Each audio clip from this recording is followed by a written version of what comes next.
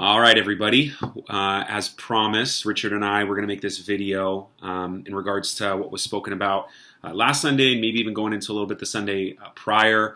We know that there's a million different rabbit trails, as I said on Sunday, in the response that we can go down. So we are setting out to make this video and kind of help some of that stuff. So we want to start initially with just some things before we get into the top 5 questions that came in on Slido.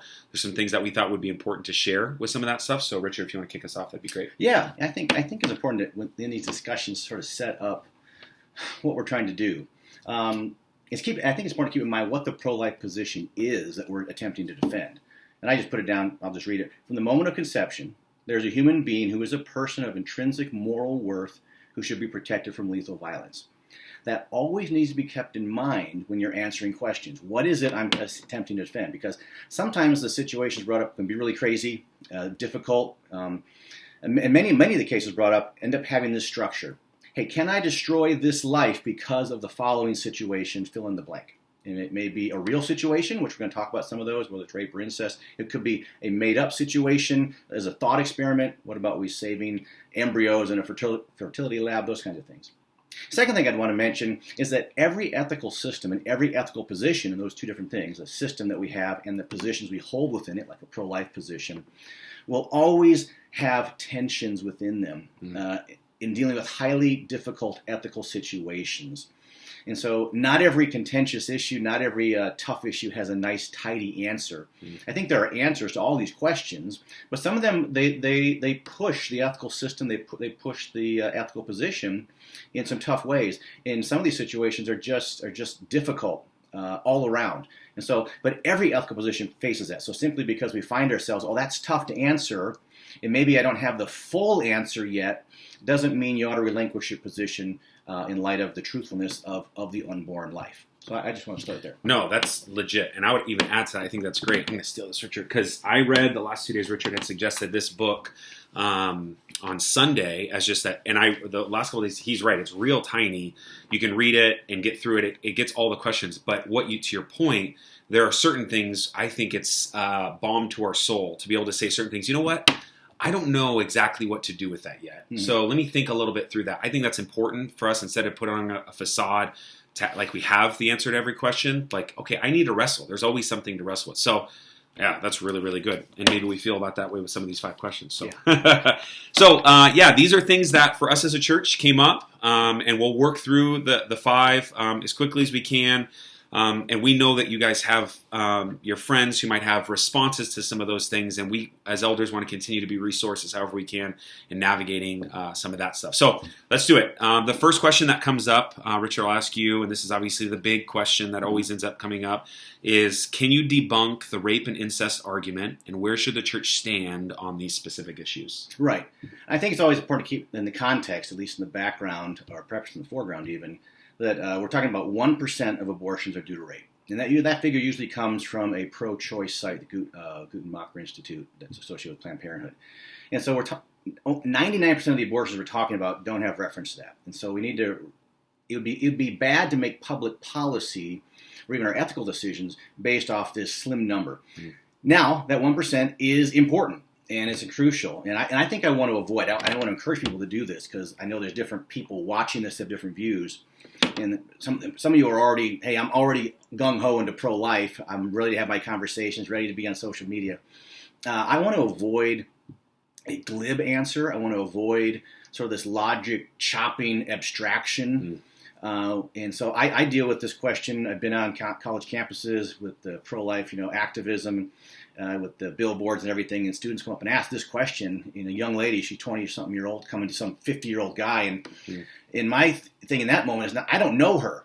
I don't know what she's experienced. I don't know what her mom or sister or friend has experienced.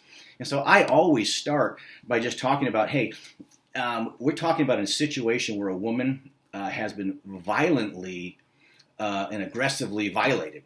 And it's a crime, it's a strong moral. So I don't want to simply avoid that issue. I want to make sure people understand that. And so what I try to do in that moment is to say, listen, from the pro-life perspective, going back to where we started, let's not forget what our perspective is. There are 3 persons involved in this now situation. You have the rapist, And I believe that he ought to be punished to the full extent of the law. And if we want to make laws that punish him even further, let's do that. This is intolerable. He should have nothing but moral revulsion in punishment. So that's the first one. Mm-hmm. The second one, obviously, is the woman. And she should receive our maximal care. I'm talking about physically, emotionally, spiritually, financially, etc. She's undergone something of extreme duress. Mm-hmm. And she should receive nothing but moral compassion and care. And so I want to make sure. But the pro-life position says there's a third person involved, and that is now the prenatal life.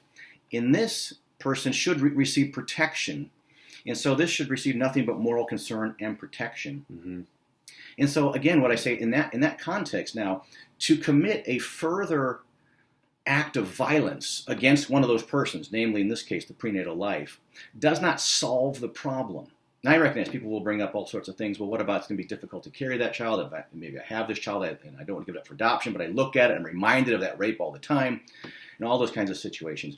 And I want to grant the difficulty of all those things. But again, does that difficulty justify lethal violence? And what we're talking about is the decapitation and dismemberment of this other person, this third person. So I try to get across perpetuating more violence mm-hmm. to try to alleviate the violence that has been done is not going to be effective. And I don't think ultimately it's moral, nor is it good. We're perpetuating more violence against a woman's body as well, and I don't think it's ultimately good. As Christians would say, it's ultimately not good for her soul. But I think even apart from that, we recognize people are still going to bear. It will not solve the problem of remembering the rape. Yeah. And so that's always going to be there. And so I'd simply say that. And so when the rapist has put her in a position that she has to act either heroically or immorally to take that life. And I recognize most of us are not put in a situation where we have to act heroically. We watch television shows all the time, think, wouldn't it be great to be that hero? But most of us, are not put in a position of extreme duress like that. Yeah. But the rapist has put her there. Mm-hmm. And so we want to do everything we can to help her in her heroic journey to bring that human life to fullness. Yeah. There's something he said in the book, too, that I think would be helpful. I was sharing with Richard that I read that. He makes a statement in the chapter on, because rape and incest comes up a lot. He says, what is certain is that rape doesn't justify the general practice of abortion. And I think what he's getting at there is if we're going to have the conversation on rape or incest or whatever it is, at the core, we can't take the less than 1% to make laws or legislation around the other 99%. Now, and I agree with everything that Richard said. We know somebody who walked really closely with somebody who was being raped, and the difficult is very decision. I think the word heroic is super helpful. I think, yeah. So hopefully that's helpful. Maybe you have some follow-up. And honestly, I think even some of the words that I hear Richard saying there, some of your non-believing friends might end up going, well, it's not immoral if she chooses to have an abortion. This all rolls back to why we spent the last 2 weeks, our worldview, foundational sentiments on what is a person versus human and how we navigate that in a worldview actually does say that's true. And we don't feel like it's unloving to call her to live that out. So for whatever that's worth, yeah, that's good. Anything else on that? No, I think that's... Okay, we're trying to be quick with them, so we apologize if this video ends up being longer than the 30. So the second question that came in is, where do we stand when the baby threatens the health and life of the mother? For example, an ectopic pregnancy. So right. What do you say to that? Yeah, I think there's two things you want to separate out here. I want to talk about the life of the mother first. I want to mention some things about health, because there's some things that happen there that are unique. I think most pro-life thinkers, everyone that I have read, in terms of that's an established, philosopher or thinker or even the activists in their organizations, recognize that the life of the mother, it's legitimate to save the mother's life, even knowing that it will cost the child, the unborn child, his or her life. Mm-hmm. And usually they use a reasoning what's called double effect reasoning. And I'll give you here's the technical definition, so I want to get it right. It is permissible to do one action with two effects, one good and one bad, so long as the action itself is ethically acceptable, the evil effect is not chosen as a means or as an end, and there is a proportionally serious reason for allowing the evil side effect. An example sometimes given, I mentioned ectopic pregnancy, but let's take a look at the cancerous uterus. A woman has a cancerous uterus with a child in there. The only way to solve that problem is you've got two choices: either to allow to keep going with that and not to treat the cancer, in which case you're going to, the woman will die, in all likelihood the child will too, or to take out the uterus. And so knowing in the act of taking out the uterus, you're going to obviously, the baby will die. Yeah. My intention, though, is to save the mother. My intention is not to put that child to death. And so the ethical decision-making here is about what's my intentionality. Yeah. Even though I foresee a negative consequence, I'm saving a mother, that's a good consequence. The negative consequence, I lose my other patient. Yeah. And so most ethicists in that regard would say they wouldn't even call that a direct, they wouldn't call it an abortion. They call it that, and at best they call it an indirect abortion. Mm-hmm. Same thing with the ectopic pregnancy. Usually that's because when the zygote is stuck in the fallopian tube. Yeah. And so if you don't deal with that, then it's going to grow there and burst the fallopian tube. Both mother and child will die. So usually the idea is I'm going in to save the mother. I know that act as a foreseen consequence will have the death of the child, but I'm not intending that. My goal is to save. If it were possible to save the child, I would. And so again, it's one of those radical triage situations where I have two patients, I can only save one. Yep. And so I think that's the idea of what's happening there with that. And so that's sort of the life of the mother, the general structure of that, and why most pro-life people think that's appropriate. And they don't even call it usually abortions in that regard. Right. And even Planned Parenthood, they'll talk about what an ectopic pregnancy is, and they'll say, we're not doing an abortion there because the procedure for an abortion is completely different. In this case, we're usually taking out the tube with the embryo in there. And so it's a whole different thing. There's some things to read on that if you want more on that. I would mention that the health of the mother is tricky. And what a lot of people don't realize, as a matter of fact, one author said it, the most underrated abortion decision in Supreme Court history. We all know Roe v. Wade, which got overturned, and many people know Casey. But the day that Roe v. Wade came out, there was a second decision on abortion that came out with it. It was called Doe v. Bolton. And Doe v. Bolton actually defined what the health of the mother is, because that was the issue they were dealing with. And they defined the health of the mother so broadly as to include all these factors: physical factors, emotional factors, psychological factors, familial factors, and the woman's age. Familial factors could be, how is this going to affect your family? Well, every pregnancy affects the family, right? Yeah.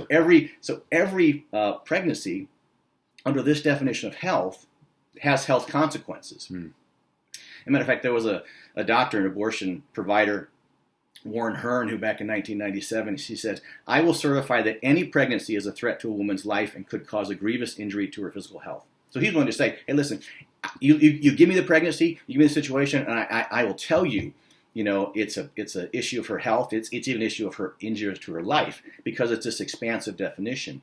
So which is why many pro-life people have been hesitant to adopt health of the mother provisions in some of these statutes, because they recognize, well, it's so broad.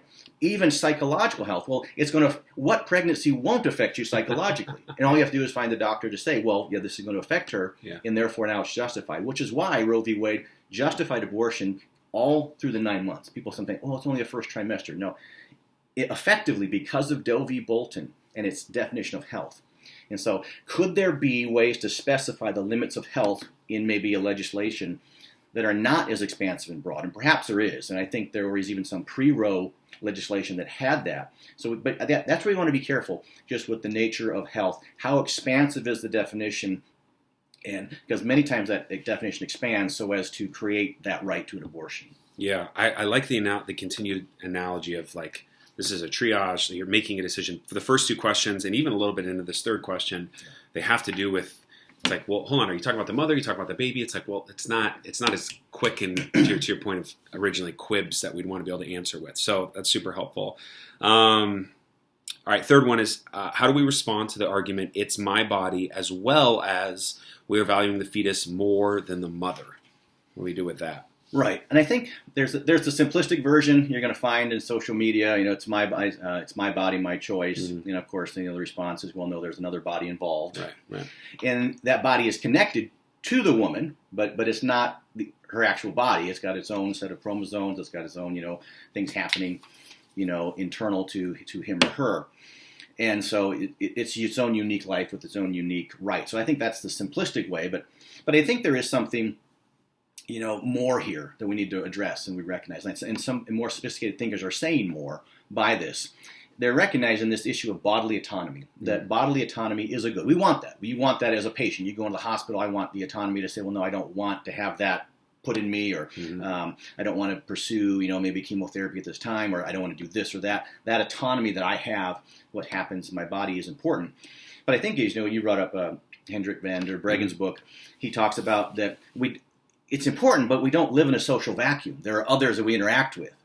And so I think that's important to keep in mind. One of the big thought experiments brought up is by Judith Jarvis Thomson. It's called The Violinist Argument. And it goes real quickly, it goes something like this. Imagine you all of a sudden go to sleep, you wake up, and you find that you're now attached to the world's famous violinist. The Society of Violinist Lovers has found this man. He's got a rare kidney disease that can only be helped by your blood supply. So they've attached you to him so that your blood can sort of, be in his body. And they're going to say, hey, it's just temporary. It's 9 months. So obviously this is set up to sort of mimic pregnancy.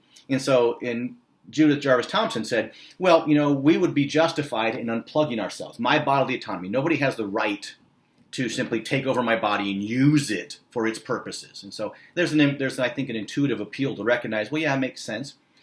Some thinkers, in responding to this, have said, well, no, if you were stuck in that situation, you might have the duty, an ethical obligation to actually stay there for 9 months. And that's intriguing as Christians to ask, in terms of a Good Samaritan ethic. Right. Matter of fact, Thomson brings the Good Samaritan story, the parable, up in this philosophical piece. But as Christians, that's unique to us. I think we might wrestle with that. But even if you think you would have the right in that situation to unplug yourself, there are a number of sort of disanalogies. Obviously, she created this analogy. It's pretty wild and crazy, but to sort of get across the point. But people have responded, well, pregnancy is not like that. There's a lot of disanalogies. For example, typically getting pregnant is not like rape, getting forcibly plugged into the violinist. Most 99% of the facts, that's not how it happened. I didn't go to sleep and all of a sudden wake up and there's a baby, there for the woman. Secondly, unplugging, simply we think about just sort of pulling a plug out, is not like the act of killing prenatal life by decapitation and dismemberment. So if all of a sudden you were to try to get the analogy more correct, you'd have to say, do you have the right to all of a sudden turn around and slice the violinist's throat, tear off his arms, and poison him, perhaps, if you don't do those things. And so the analogy doesn't quite fit. The violinist is a stranger, whereas the preborn is a son or daughter to the mother. And I think there are familial responsibilities. You might not have a responsibility in general to just random strangers, although as Christians we may need to rethink that. But somebody might say, I don't have the same obligation as I do to my own child. Yeah. But there are familial obligations that we have that seem to be lost in Thomson's analogy. And the violinist, think about this, that's obviously not a natural state. You find yourself hooked up to a violinist. I didn't expect this. I didn't know this. This is bizarre. And yet the child in the womb is exactly where she is supposed to be given her state of development. Mm-hmm. This is just how it's been for thousands and thousands and thousands of years. This is what we know the process is. This is where all of us started. This is a natural state. And there's also the responsibility objection against Thomson's argument that we bear moral responsibility if we engage in an act which brings about a human life. And we know, everybody knows, hey, we know where babies come from. We won't deal with that. Maybe another video. Yeah. And so we know that engaging in sex, and even I tried my best to stop that through various means. But we all know that those means don't always work. There's always some slim percentage of chance. And so everybody knows that going in, and so we bear a certain moral responsibility. I think all those things together begin the Thomson's analogy that she creates to try to justify abortion doesn't work as well. And so one of the issues becomes, do we have moral obligations that we did not consent to? And that's the situation with even the violinist.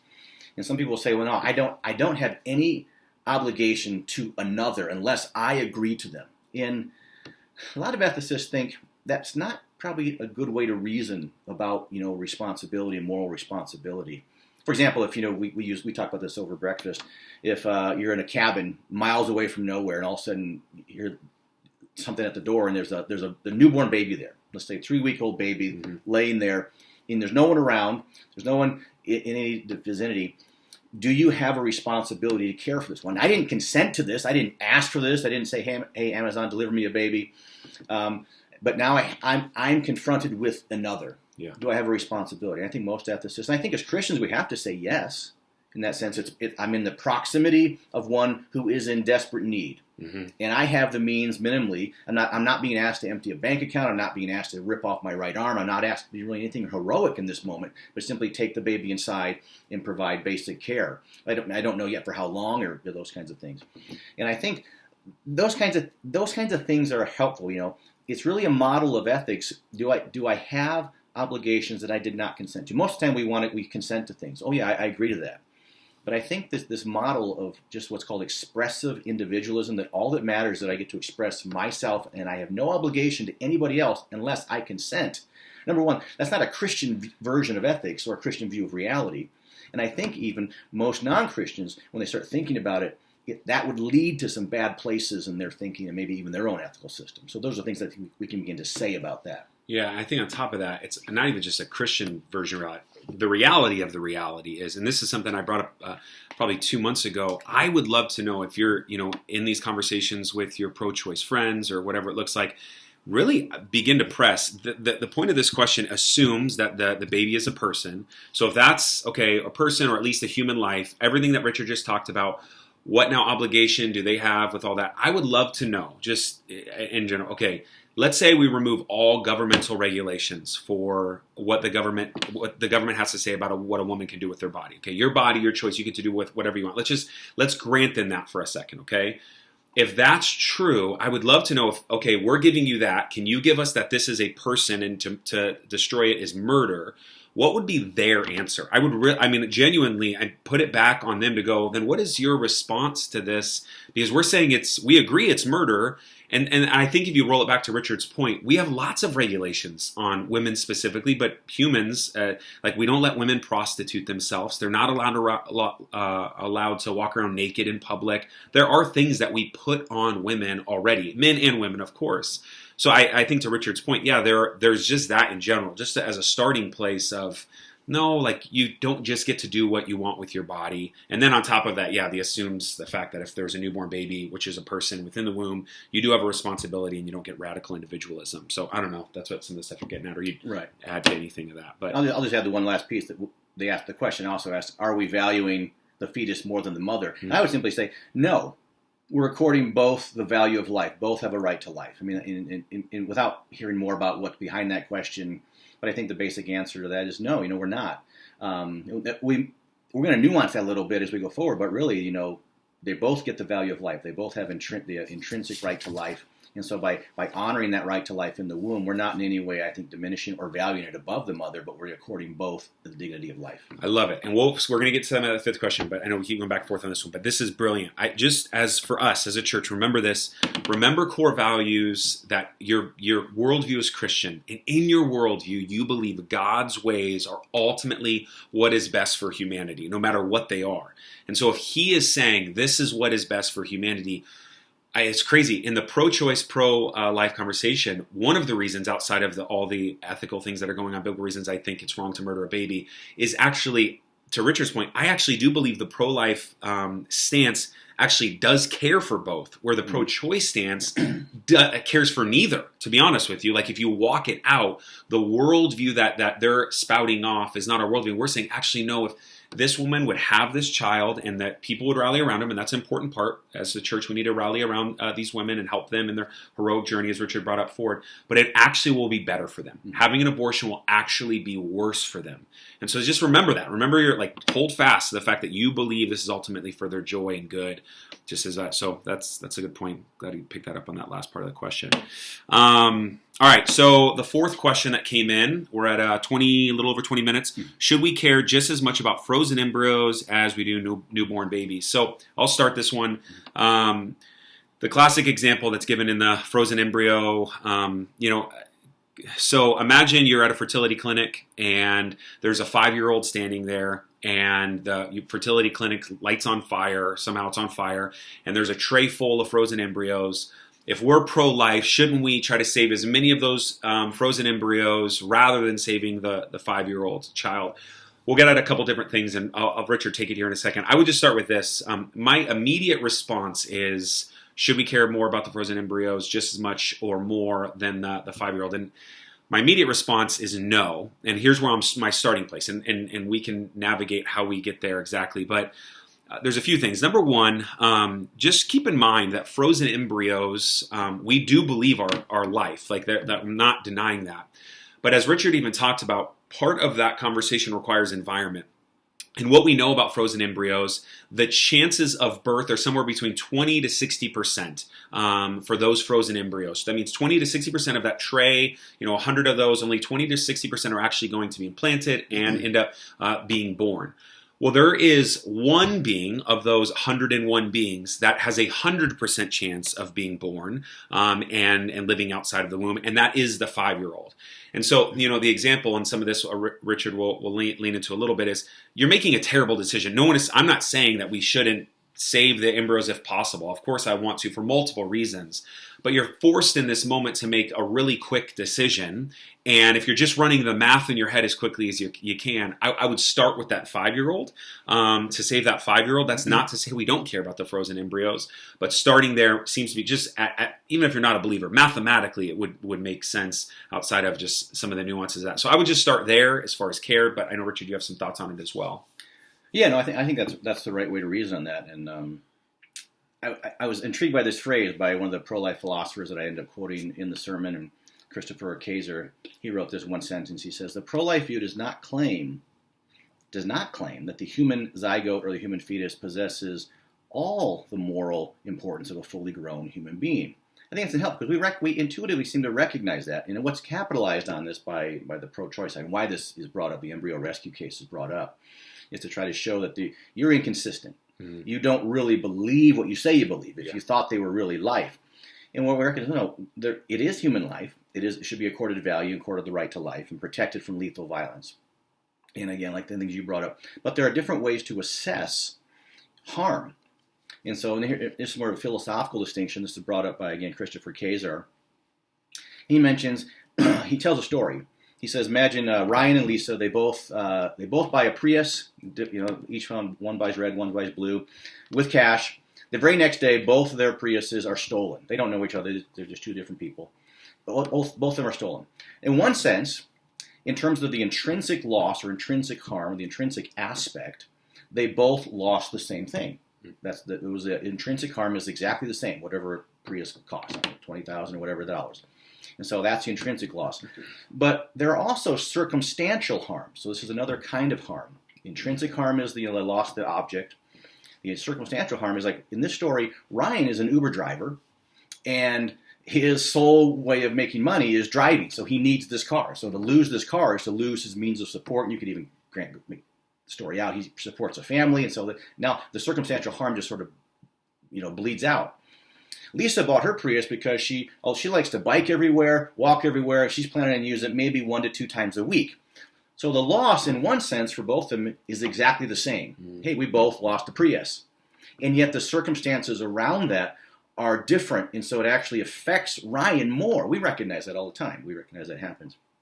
And so Kaiser goes on, he says, let's take these concepts and apply it to, let's say, just a newborn, so we're talking to somebody outside the womb, and a 20-year-old, or maybe, and so what might that mean? How do we assess that value?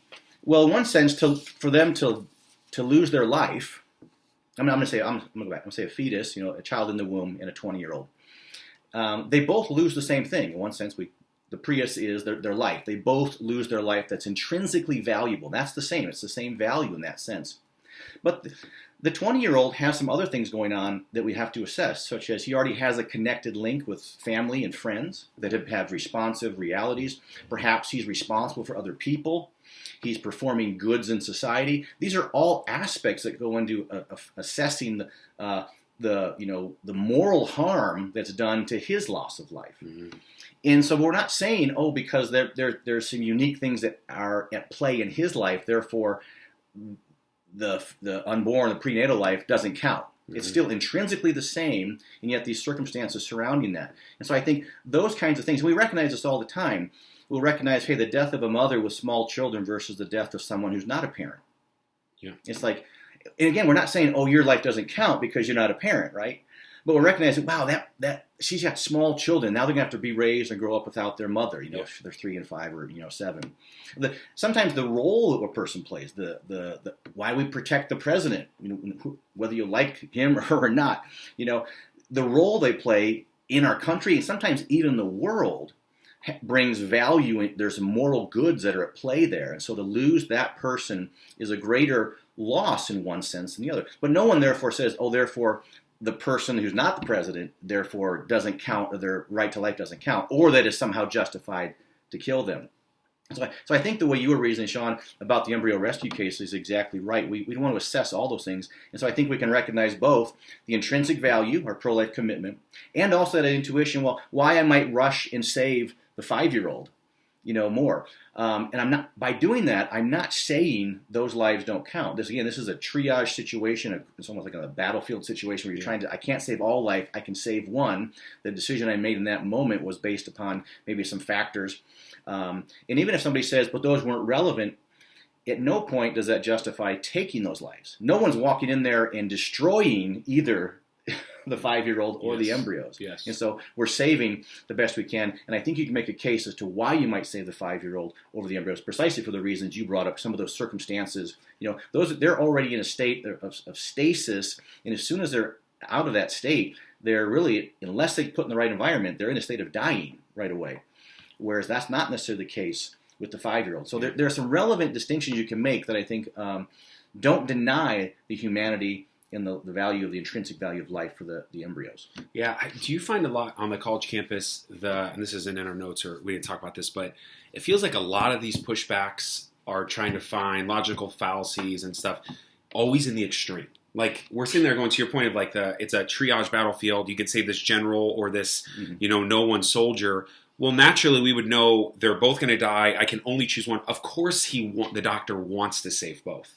And it feels like sometimes we're put in these extreme situations to try to find logical, like loopholes. Is that pretty common? Like in some of these, like it is. And in matter of fact, somebody who teaches some philosophy classes, we like to do that. And some people don't like that in philosophy. It's like, well, that story will never happen. Yeah, I get it. There's the trolley problem. That'll never happen. Yeah. These kinds of things. And yet what we're doing with these thought experiments is to try to pull apart the ethical intuitions. Yeah. Okay, so if you hold this view, our view, why is it you would choose consistently the 5-year-old child over 10 or 100 embryos? Right. And so, people recognize, I know that's not going to happen to you. I don't expect that ever to happen to anybody to be in that situation.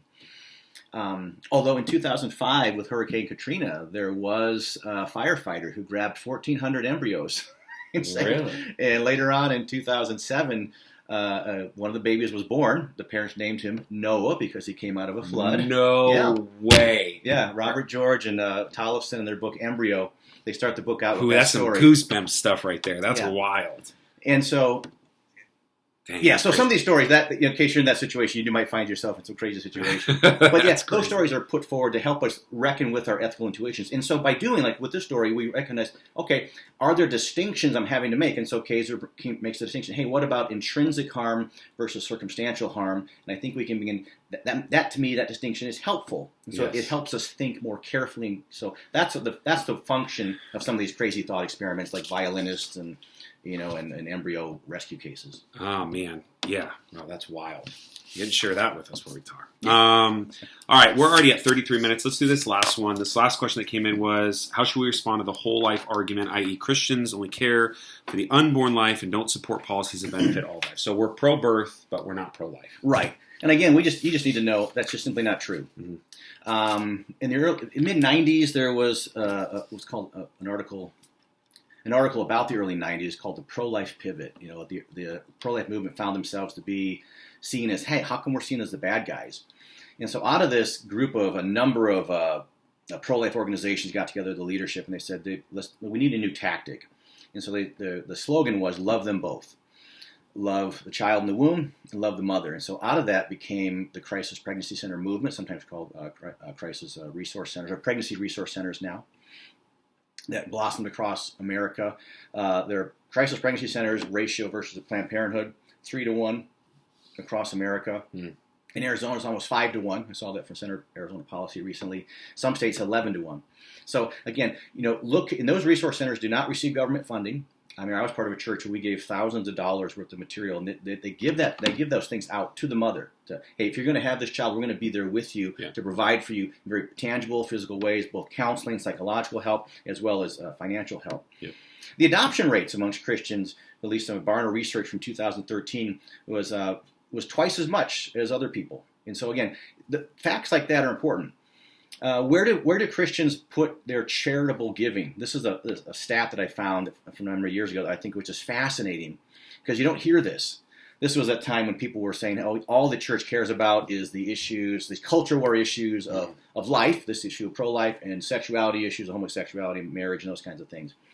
And so somebody went and did, let me look at some organizations, what he called culture war organizations. So we looked at, I think 4 or 5 of them, totaled up their receipts. This is all public, you can get this information. And they found that, hey, $195 million were the receipts for these 5 organizations. One of them was focused on the family, which has $135 million by themselves. But they do a lot of other stuff besides culture war stuff. But he said, I'll throw them in there anyways, just to make it fair. So 5 organizations, National Right to Life, Americans United for Life, pro-life stuff. Mm-hmm.